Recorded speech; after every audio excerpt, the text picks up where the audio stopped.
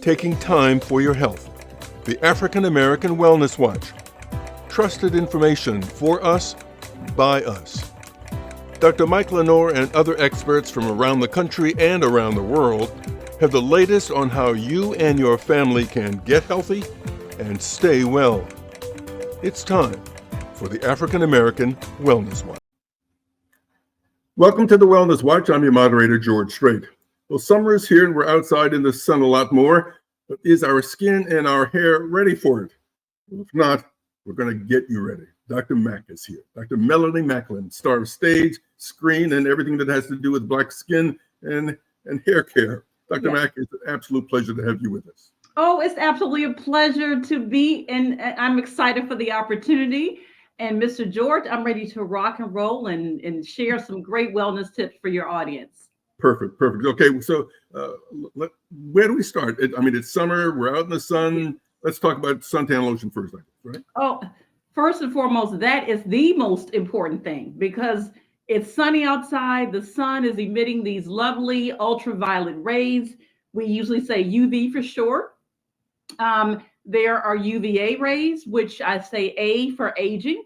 And then there's UVB rays, where those are rays that emit a shorter wavelength, and those can cause more burning, hence skin cancers.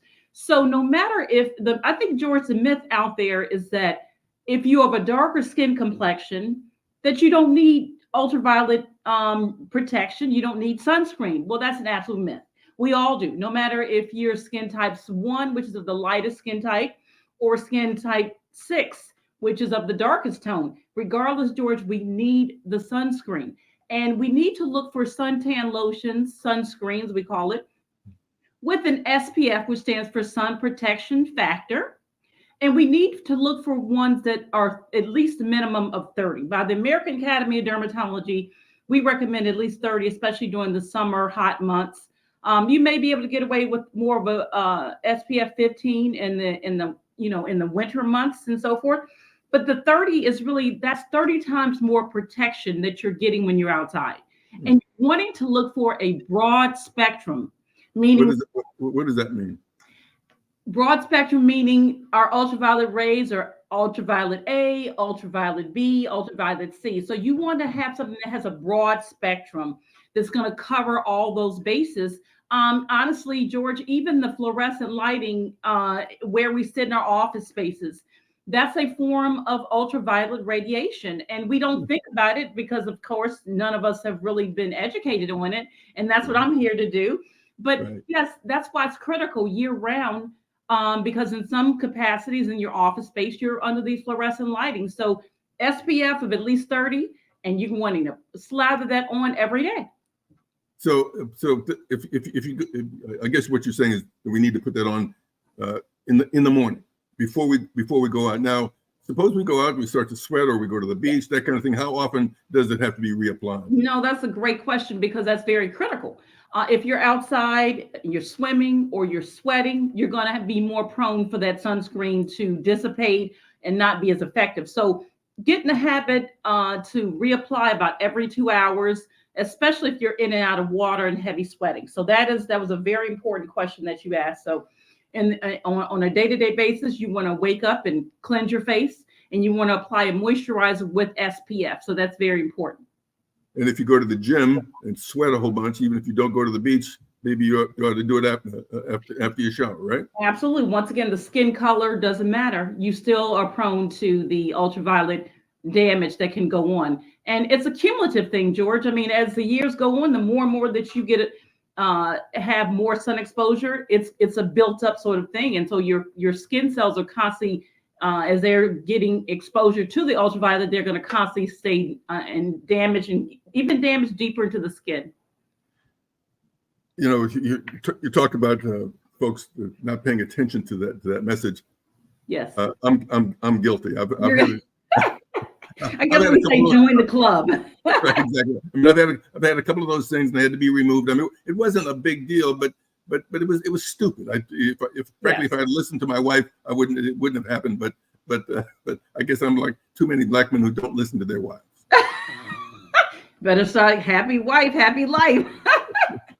No, but if you've got a little splash on your face or your back or your ears, what should we look for Yes. that may be problematic? Yes, no, actually, that's a great question because oftentimes we will just say, oh, here's a mole, and we just bypass it, or this is something on the skin. I always say start with at least snapping a picture of whatever that you see that may look strange, because that's great when you go to your doctor. But we think of it as like the A, B, C, D. A for something asymmetrical, meaning if you draw a line down the middle of it, does it look equal or unequal on both sides? B for the borders. Is the border crooked or is it smooth border? If it's crooked, there's likely something strange is happening there. And then C for color. Are there variations of black, brown, red? Those are signs if there's multiple mixed colors that's a problem potentially as well. And then D is for the diameter. How big is this area? Is it growing in size? But these are all things that a person needs to be aware of and certainly go and see their dermatologist, specifically a dermatologist board certified that can look at these lesions. You may be able to show your regular internal medicine doctor, whatever, but you want to go to a specialist, a dermatologist. We have a trained eye for looking at these sort of things, and make sure you snap those pictures because what you may have seen earlier may look different when you're going to actually get that appointment, because sadly it takes about sometimes 2 to 3 months to get an appointment with a clinical board certified dermatologist. That's true. So let's talk about overall skin care and hair care given the summer months, like moisturizers and that kind of thing. And I know that you talked an awful lot about what the sun not only can do to your skin but also to your hair. Oh yes. The sun, hair is a skin appendage, is what we call it. So it's still an external sort of application of the skin, and it needs ultraviolet protection as well. There's a lot of, if you're going to be in that hot sun, especially from the hours of 10 to 4 p.m., I'm sorry, those are the hottest heat index, the prime rays of the ultraviolet spectrum. So, there's some hairsprays that have the ultraviolet protection in there. Of course, hats are a great option. You want to look for wide brim hats. The ones that have a lot of straw or woven sort of, the rays are going to get right through those sort of, that sort of fabric. So the wide brim hats, and also you want to make sure that, I know, George, a lot of times women, when we go on these lovely vacations, we want to go and get braids. And braids, that's great. It's an easy, no maintenance. You're going to the beach and, we can flop around the braids or whatever. But the braids actually can trap in not only the chlorine from the pools, the sand, just environmental elements. And so it's getting trapped in that braid. So if your hair is braided in the braid, your hair is going to have some of that debris that's going to be trapped in there. And so it's going to be tough for it to be really thoroughly washed out. So even though the braids seem easy maintenance for these lovely vacations, they may be counterproductive, because when you go home and you get the braids taken out, you may have a lot of external hair damage and breakage can go on. So you have to really be cautious about that type of style that's trapping a lot of the sand and the chlorine and the like. So what about moisturizing during the summer months? Because you go out and you sweat a little bit, but that's not really moisturizing your skin. So Right. I would guess that during the summer months, you've got ashy elbows and ashy knees. Right, the wonderful ashy knees and elbows. Well, those are parts of our body that have excess skin. And that's important because those are the joints. We need the excess skin to bend and so forth. But that also allows the buildup of a lot of old dead skin cells. And so those knees and elbows can look excessively dry. So you can reduce that by getting some sort of loofah sponge when you're showering to remove a lot of that old dead skin. You can get some body scrubs. But then as a day-to-day sort of deal, you can look for products that have like dimethicone in there. It's like a silicone base that just really helps to hydrate and trap in some of the moisture in those in the areas like the knees and the elbows, which are more prone to looking dry. But once again, a lot of the dryness is there because it's a lot of the old dead skin that's flaking off, so the skin is looking dry. So that's why the importance of the exfoliation. And then if you use something like the dimethicone body lotions, they will trap in that moisture and actually smooth the surface, and it looks really nice. I mean, of course, a lot of people like the cocoa butters and all of those type. Whatever I say, whatever works best. The less ash, the best, the better. I was reading something that you had written a while ago about the influence of diet as far as keeping your skin healthy as well. Yeah, well, I tell folks that you are what you eat. Your outer beauty is a reflection of an inner you. What's going on? We can look at someone's skin and see that they're not getting the proper nutrition, and it will reflect on the way that the skin can look, especially just even something simple as water, because the skin is the largest organ in your body, and 75% of your body is made up of water. So the water is critical. It's going to keep the skin cells hydrated. Nutrients are very important. Fresh fruits and vegetables are critical. All those have great antioxidants and really can give a smoother skin tone. So a lot of folks out there that are having skin issues, definitely reflect on your diet. So that was a great question, George. So let's wrap up this segment with what are your sort of overall tips to making sure that your skin is healthy and your hair is healthy during these summer months? Yes, well, as we mentioned earlier, the importance of slathering on that sunscreen every day, SPF of at least 50. The importance of having a skincare routine, George, because a lot of people don't. Some folks are quick to hop in the shower and they'll use the same washcloth that they're using on their body and use that on their face. And that's an absolute no, no, and no. The washcloth is a haven for bacteria. So just imagine you're washing your body and then now you're imparting whatever's on that lovely washcloth onto your beautiful skin. So you want to be, cautious of that. I always say, use your hands. Your hands have a great texture. You have, you put some of your facial cleanser in your hand and you rub it around and then wash it, pat dry. Moisturizing after that is critical. And once again, make sure you have that SPF in there. And just doing that twice a day is very important. Now, one thing that the ladies can do that's an extra added protection is I always say that, the last step in skincare for women to me is powder. You don't have to use a whole bunch of makeup if you don't want to, but the powder traps any of the external debris and bacteria, whatever that's on your hands or what's in the environment, so that seals the pore. So that once you get home to wash it off, you're washing off all of that old debris and bacteria. You wash that off into the sink instead of being able to absorb through your pores. So that's a final step that women can do after they wash their face and moisturize. They can apply a thin layer of powder, and it gives them a finished look as well. Now, during the summertime, let's really stay off of a lot of the heavy makeups and so forth, because they're just going to clog the pores more. Of course, unless we're doing a segment during the hot summer like we're doing now, and we got to get a camera ready. So, of course, we got a little bit more makeup on than usual. But the pores are very important to keep them protected and keep them from getting clogged up, because that doesn't make for pretty skin complexion once the pores are clogged. This is just terrific. It's great information. It's easy information to absorb, if you will. And frankly, it's the kind of information that keeps you young. Yes, that's right. And I like to keep it simple.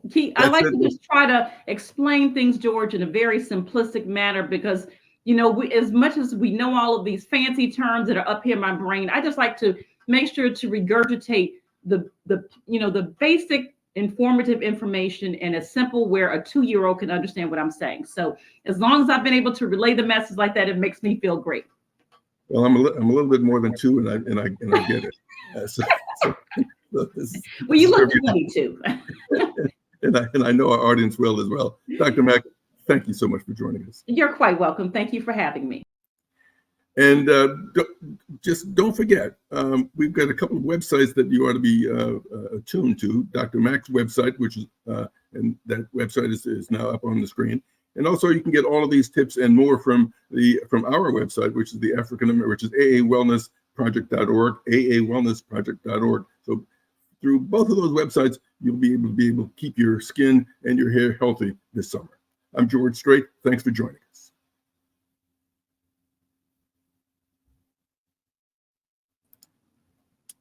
Well, that was great.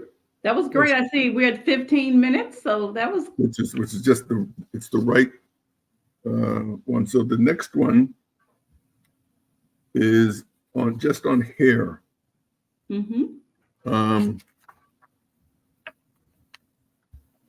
Sort of move some stuff around here.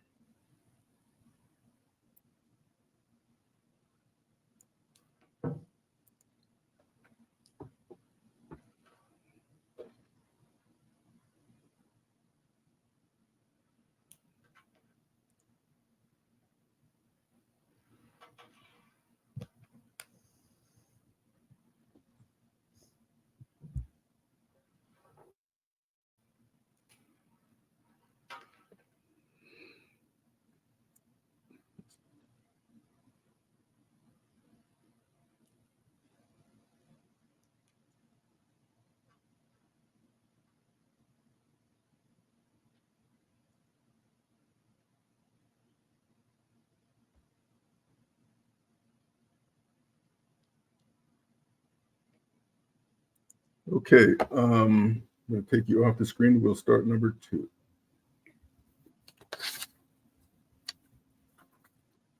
You have such great energy. Thank you so much. This is great. Right. A couple of weeks ago, George, you didn't want that, Dr. Mack. Yeah. I would be not a great candidate for your segments here. Okay, here we go.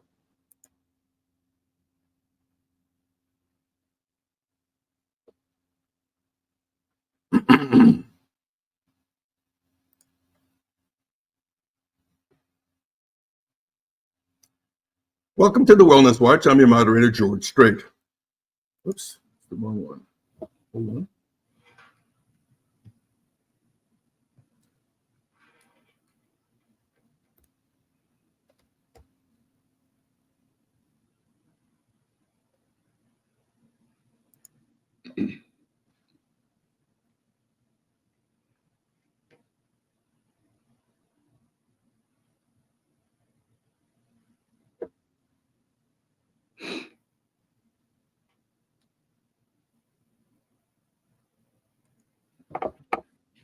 Okay, start again.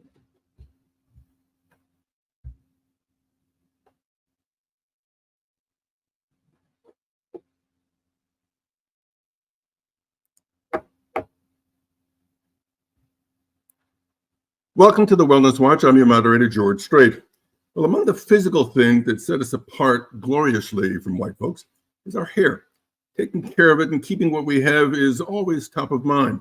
What are the best ways to do that? And what about those news reports about hair straighteners?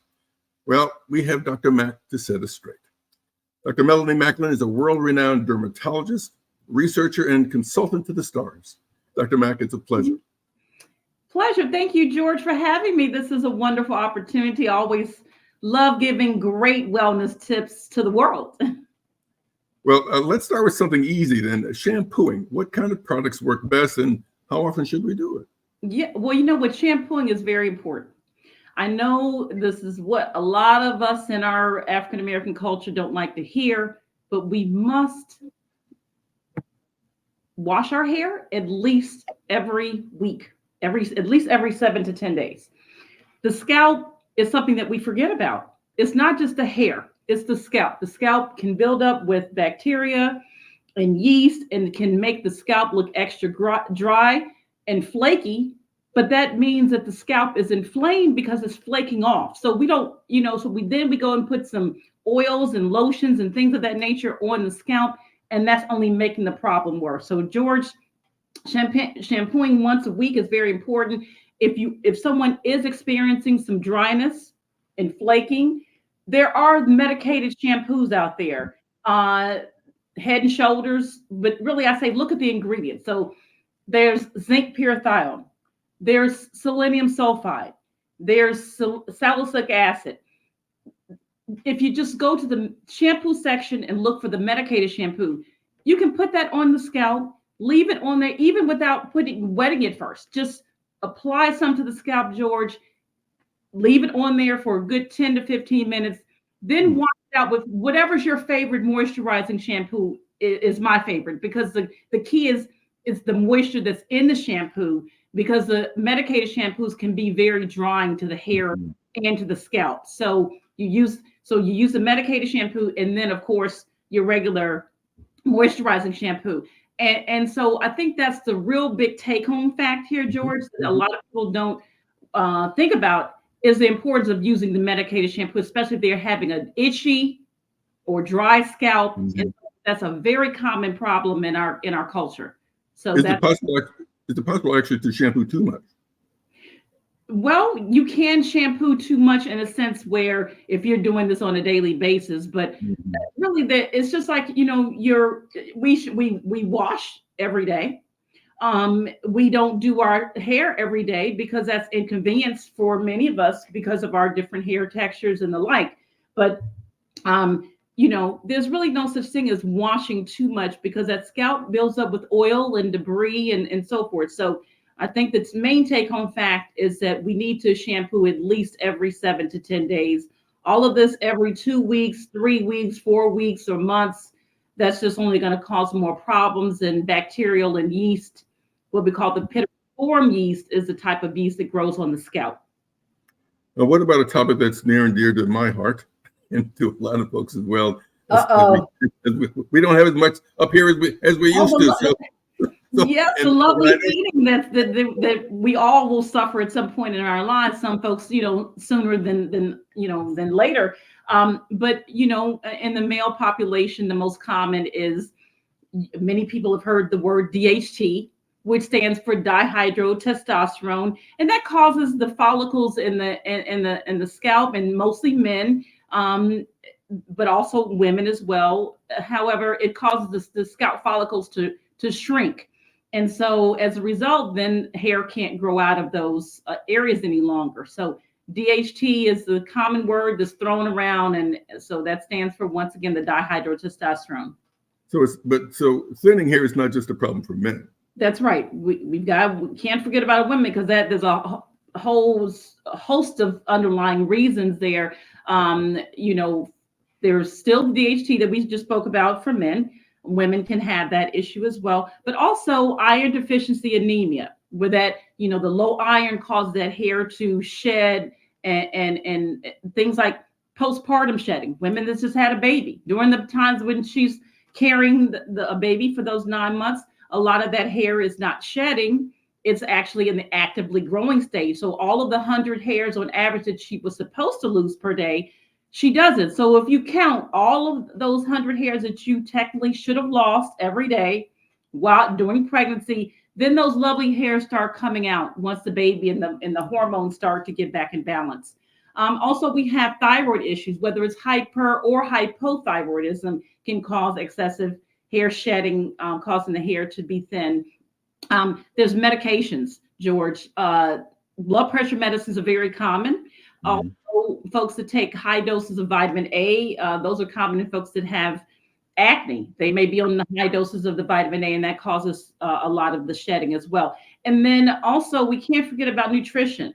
Folks that have a yo-yo dieting, in today's time, there's all of these different diabetic medicines that are now, being used for weight loss, and it's just a fad. And I'm nervous, George, because when folks stop using these medicines and the hair in the body starts to change a bit, they can have a lot of hair shedding as a result. So there's a lot of different factors that can cause the hair thinning, because the hair technically is supposed to grow about 2 to 3 strands per hair follicle. But some of these underlying conditions can cause no hair to grow out, or maybe 1 strand to grow out, or 2. But not maybe the full 3 strands. And so over time of having those different factors, that can start looking thinner. So there are some products, I don't know if it's lots, but there are some products that are out there that at least if you listen to the commercials, they either slow this whole process down or completely stop it. Set it straight here. What works? What doesn't work? What are the scams? Right. Well, there's a lot of scams out there, and I have to say that I've done a lot of research. This is one of my areas of expertise. I'm actually the pioneer, U.S. pioneer dermatologist that brought the whole concept, George, of taking something internally for helping to improve the hair, helping to help it to grow better. I did years of research with a team from Finland. And so a lot of research studies behind certain nutrients that can target those hair roots to get them back stimulated so that the hair can start growing out a lot faster, a lot thicker, filling in those bald and thin areas. And so there are specialized nutrients, and actually they can be found in my product. I have Belanutri for women and Bonutri for men. Those are supplements. Now we talk about the scams. There's a lot of companies that have what I call become imposters, meaning they're just putting a fancy label over a basic multivitamin, George. That is the biggest scam in the world. They're calling it a hair, skin, and nail vitamin. And all it is a multivitamin that they put a label on and called it a hair, skin, and nail vitamin.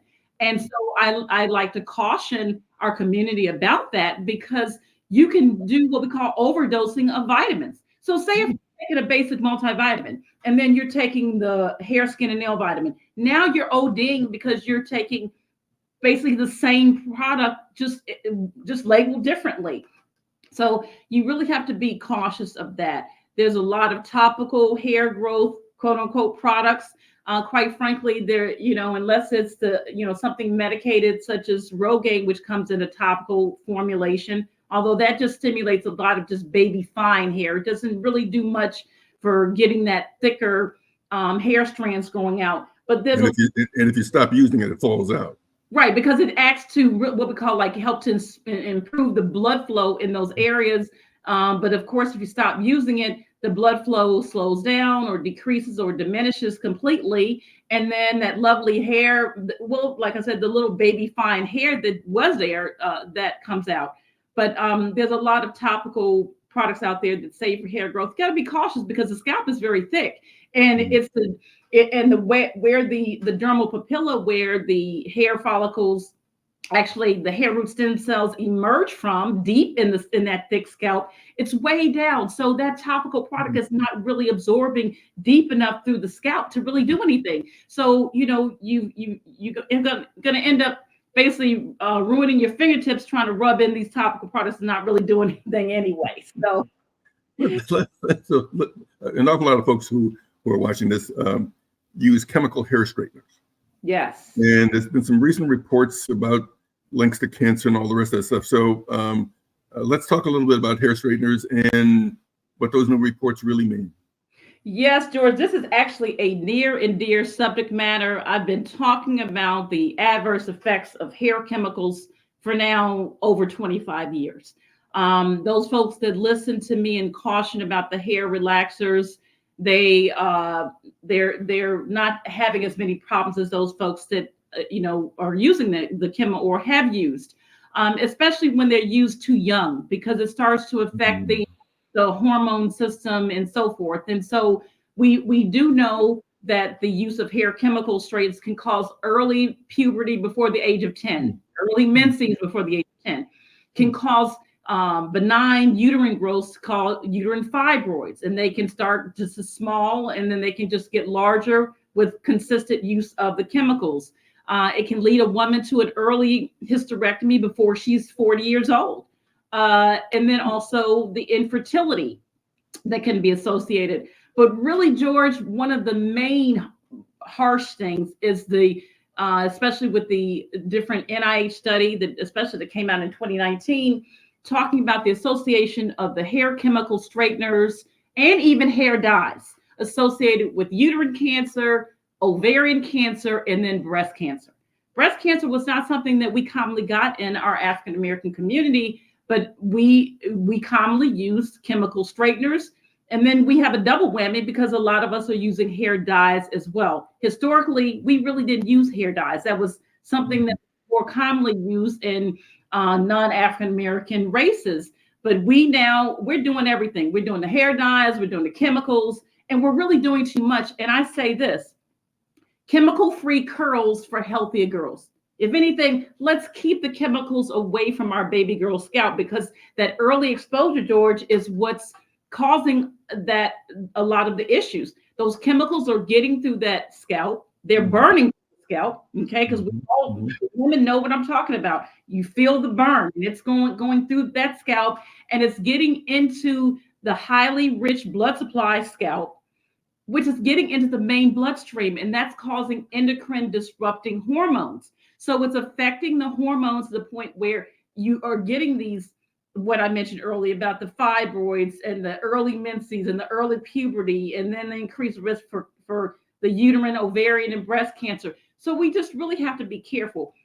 If in fact someone is really, because I'm hearing that there now is a re-emergence of women's interest in getting hair relaxers, because the tough nature of what it takes in order to maintain more natural hair, a lot more product, a lot more time consuming. So I say this for those women. Well, first of all, we're going to keep the chemicals off of the little girls. Okay. When I say that, 18 and below, as a parent, no chemicals. Now, once they're 18, they're legal. They can decide what they want to do. They're legal at that point. That's right. But I tell the parents, let's keep the chemicals off the little girls. Now, for adults that are still wanting to use the chemicals, I would hope that you don't have any of the pre-existing issues that I've already mentioned, because certainly you want to not further increase your risk of getting these sort of harsh cancers and things of that nature. But if someone does not have like the family history or personal history of cancers and infertility and fibroids, then if they choose to still use hair relaxers or hair dyes,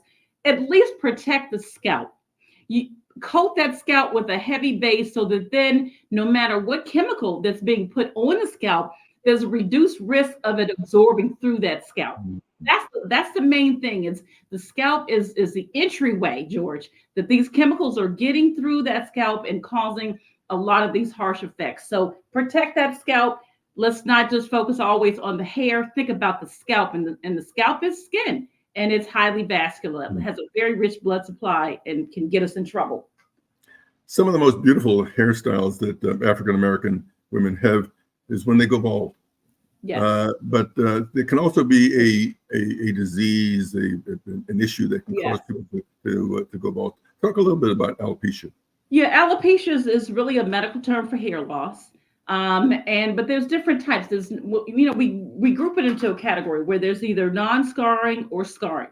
When we talk about non-scarring, we're talking about things that are related to, low iron deficiency anemia, someone that has, postpartum hair shedding, for example, an immune disorder that just causes that, what we call alopecia areata, where it just causes a patch in a circular form to just come out. We don't really know why. Stress related, we really don't know.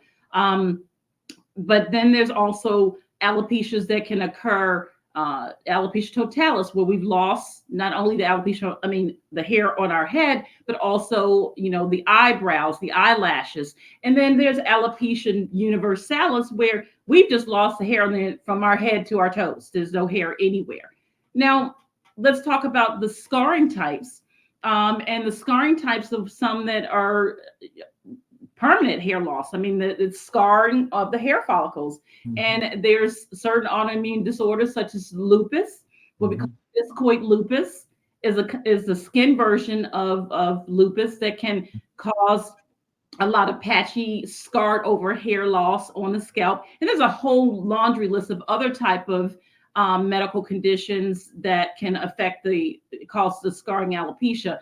But something that's more common that can cause scarring of the hair follicles and under the scarring alopecia is traction alopecia, tension alopecia, where someone is either having too tight of a ponytail, or they're having too tight of braids, where it's really pulling and inflaming the hair follicle to the point that there's a scar that results in that area of where the pulling and tugging happens. So I always say this: if a woman is wearing a ponytail, please try to, or even to the child, please don't have it so tight where you can, if you're feeling that it's tight, that means that the nerves are activated which are around the hair follicle. And that's a problem.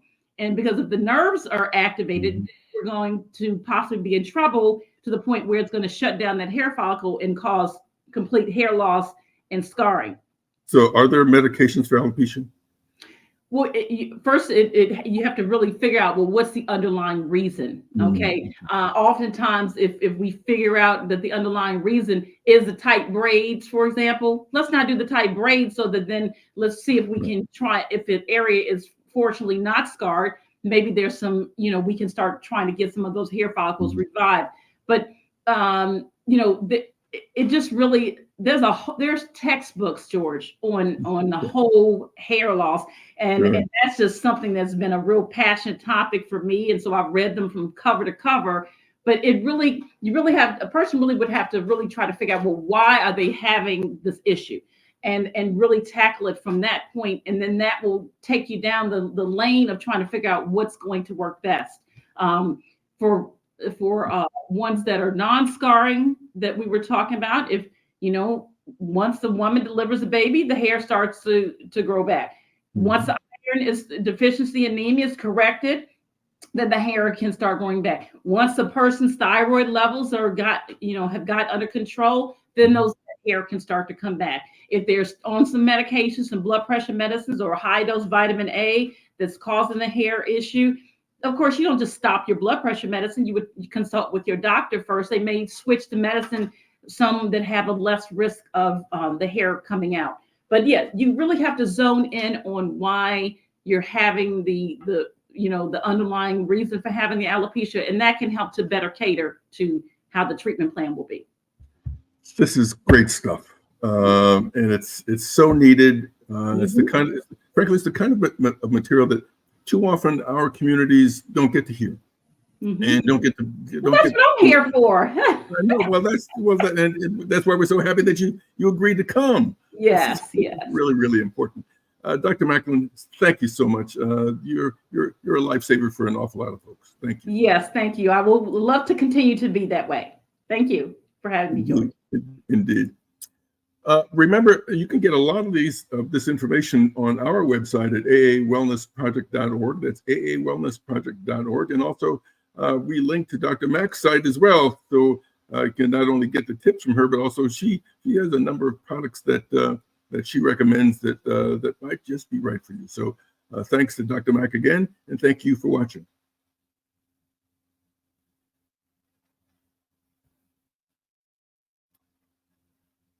That was great. You were especially the stuff on hair straighteners is just so needed. Yeah, that's a whole 2-hour show. I was just trying to. No, you're right. Get the bits and pieces. Yes.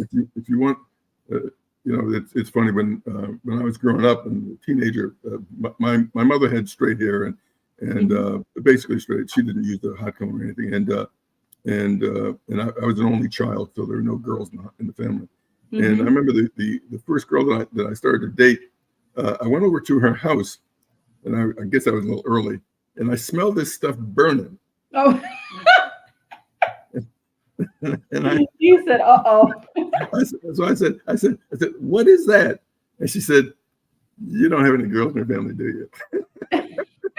Right. You were smelling the sulfur from the hair, the heat from the hot comb. That's right. You were smelling the sulfur that was in the hair, and that was what lovely smell is. Yeah, she said, "This is what I go through to prepare for when you come over." I said, "Hey." You like, hey, do what works for you. That's right. That's exactly right. All right. This one is a relatively short one, but we're just going to sort of talk in general about tips for healthy looking skin. So it's moisturizers and see your dermatologist and sort of that kind of thing. So let me move this over here.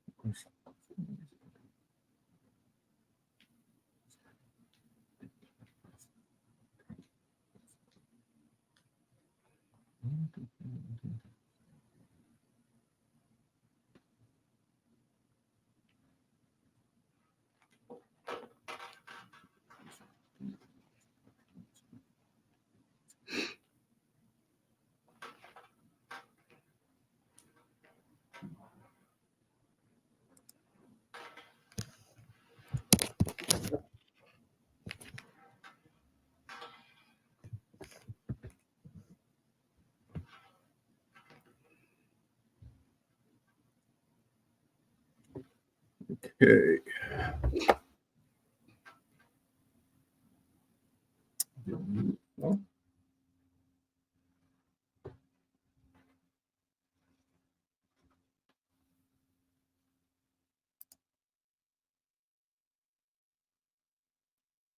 Welcome to the Wellness Watch. I'm your moderator, George Strait. Quick question. What's the largest organ in your body? It's your skin. And did you know that it replaces itself entirely about once a month? So how do we take care of it in between times, and particularly African-American skin, because we are special? No one knows more about this than our guest, Dr. Melanie Macklin. Dr. Mack is a brilliant researcher. She's a dermatologist and a lecturer on the subject of keeping Black hair and skin well. Dr. Mack, thanks for being here and welcome. Yeah, no, thank you, George, for having me. This is a wonderful opportunity, and I always love to give great wellness tips to keep us well. How about that? Indeed, you do. So, Dr. Mike, let's sort of start with give us your top tips to maintain a healthy and healthy-looking skin. For instance, what about my ashy knees? What do we do about that?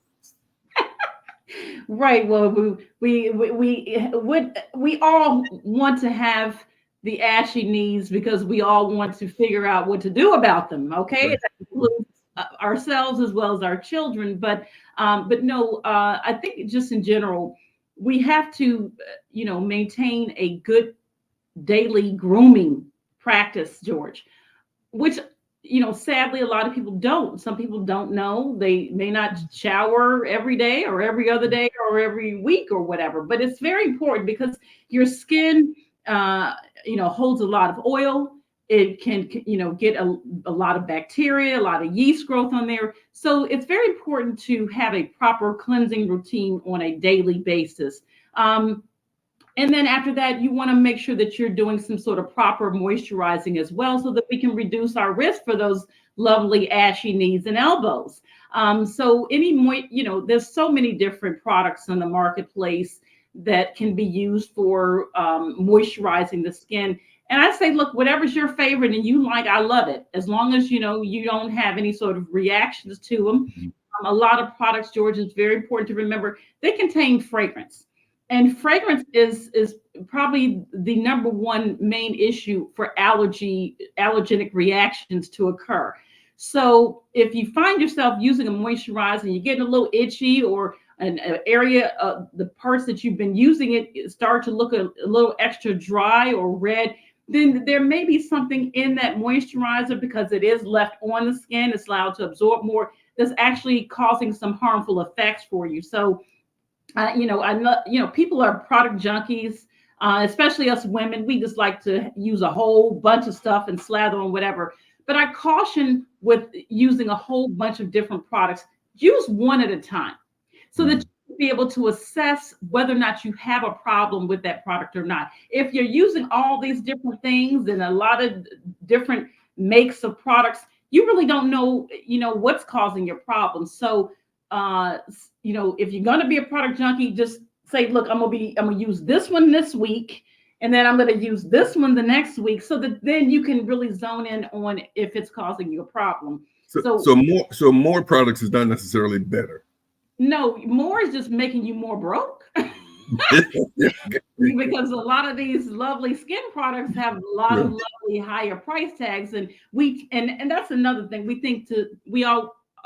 Some of us think rather that the higher amount that we pay for a product, that the better that it works.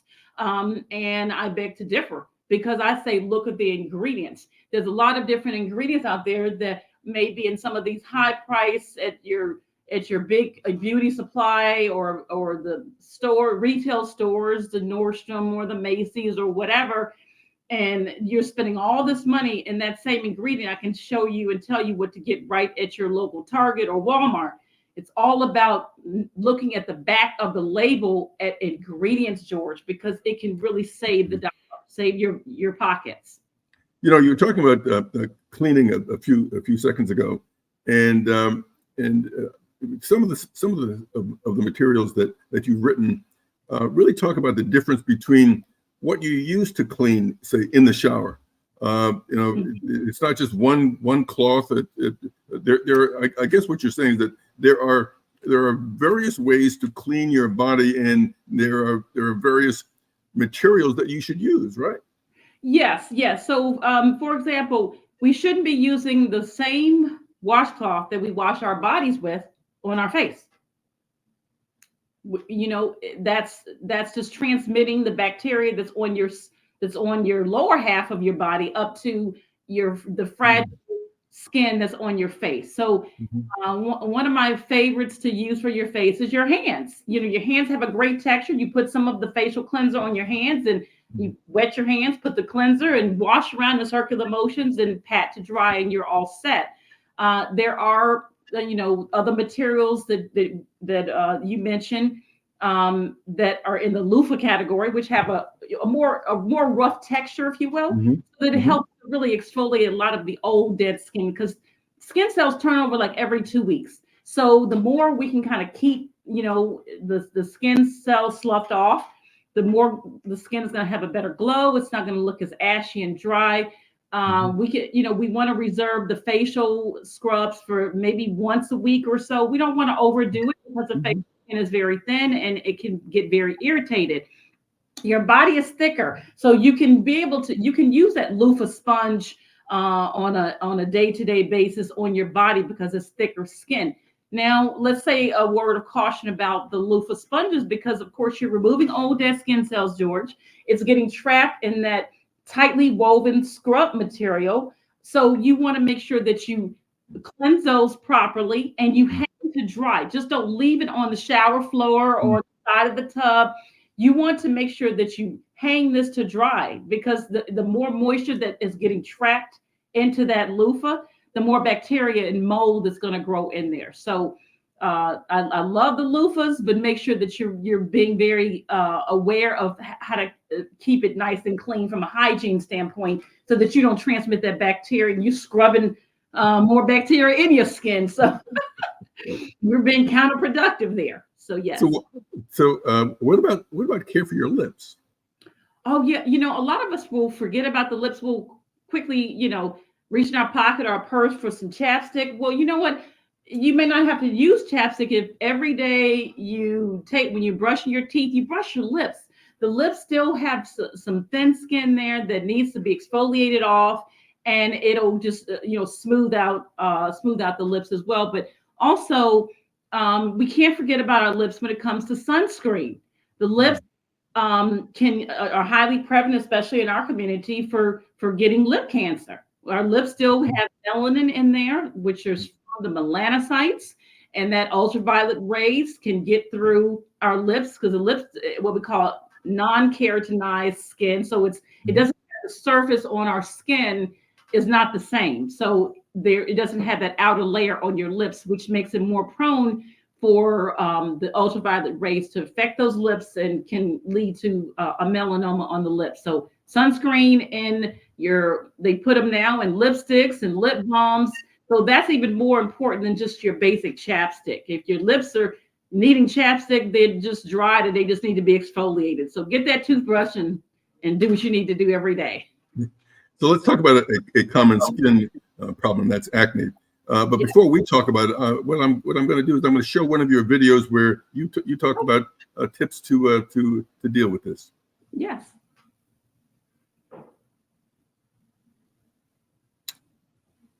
Okay, we'll pick it up.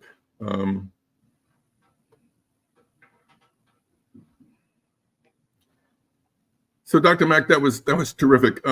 Let's talk about some medications for acne. I guess that there are a lot of them out there, from topical creams to prescriptions. Yes, and some of the basic things that you can get at your drugstore if you have a mild case of acne, you can look for products that have benzoyl peroxide. They have benzoyl peroxide wash. There are leave-on benzoyl peroxide gels and creams that can be used topically. I always say save the benzoyl peroxide products for the nighttime, because of course it can cause some irritations if you're out in the ultraviolet, the sun rays. There's products that have salicylic acid. They help to exfoliate a lot of the old dead skin around those pores by which the acne is starting at those pores. So the more that you can kind of unclog those areas with the salicylic acid, that's going to help with the acne as well. Now, over the counter is probably for some people reserved if you have like mild forms of acne. But if you get into, your hormones are really causing the acne surge and you're getting some, some pustules, some whiteheads and blackheads, then that calls for more prescribed medications. And in those cases, oftentimes we'll use oral antibiotics like, erythromycin and tetracycline, and you've heard of lots of those type of antibiotics. And then we use a class of medicines called retinoids, and the retinoids are really kind of a form of a chemical base of vitamin A that helps to remove a lot of that old dead skin and unclog some of those pores from a prescription strength, if you will. There are some over-the-counter, retinoid type of products, but of course they're not the same strength as you would get from, your prescription from your dermatologist. And then there's a whole, cosmetic lane for helping with acne as well. The microdermabrasion, the chemical peels, there's lasers. But one thing that we don't want to do, which is I know it's a habit that people have, is if they see an acne bump, they want to pick it, George. We can't do that because it's just going to cause acne pits, just like I said. So don't pick so that you don't get the pits. And they look like little, indents in the skin that are scars basically from the picking. Now there are types of acne that can go deeper into the skin, what we call cystic acne. So those are the ones that, the areas are more red, inflamed, they're deeper in the skin.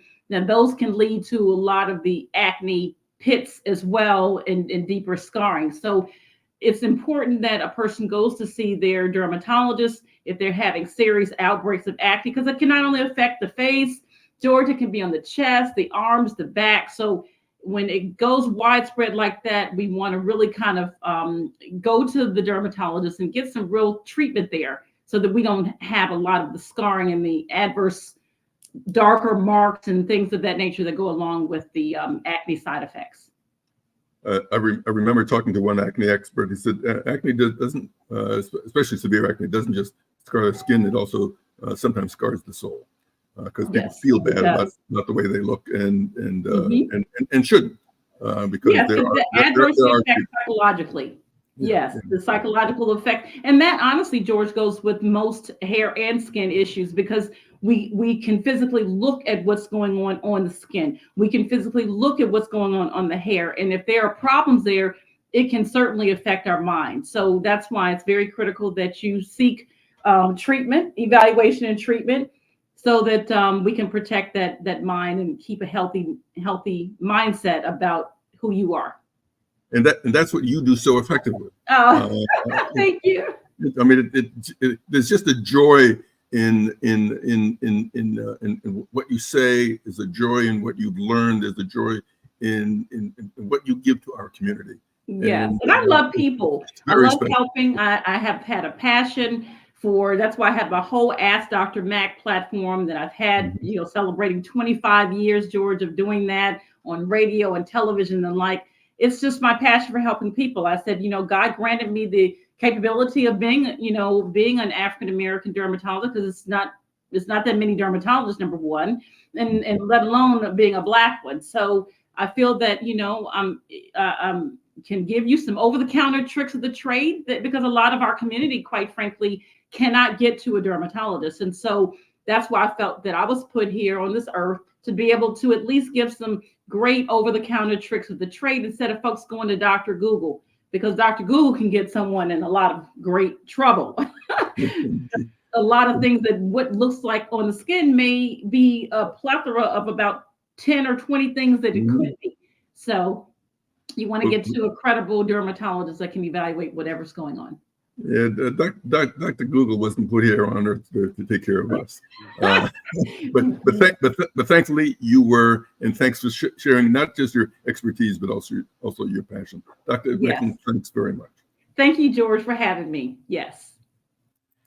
And remember, you can get a lot of these tips on our website at aawellnessproject.org. That's aawellnessproject.org. And you'll also find links to Dr. Mac's website and all of her products as well. Again, it's aawellnessproject.org, and also on the screen you'll see Dr. Mack's website as well. Again, thank Dr. Mack for sharing her expertise and her passion with us, and thank you for watching.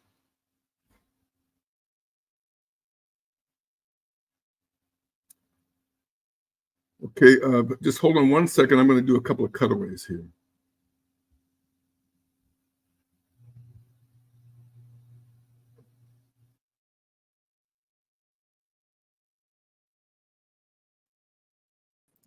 Okay, Dr. Mack, what I need you to do is just look at the cameras. If I'm asking a question, we'll do a couple of cutaways with you.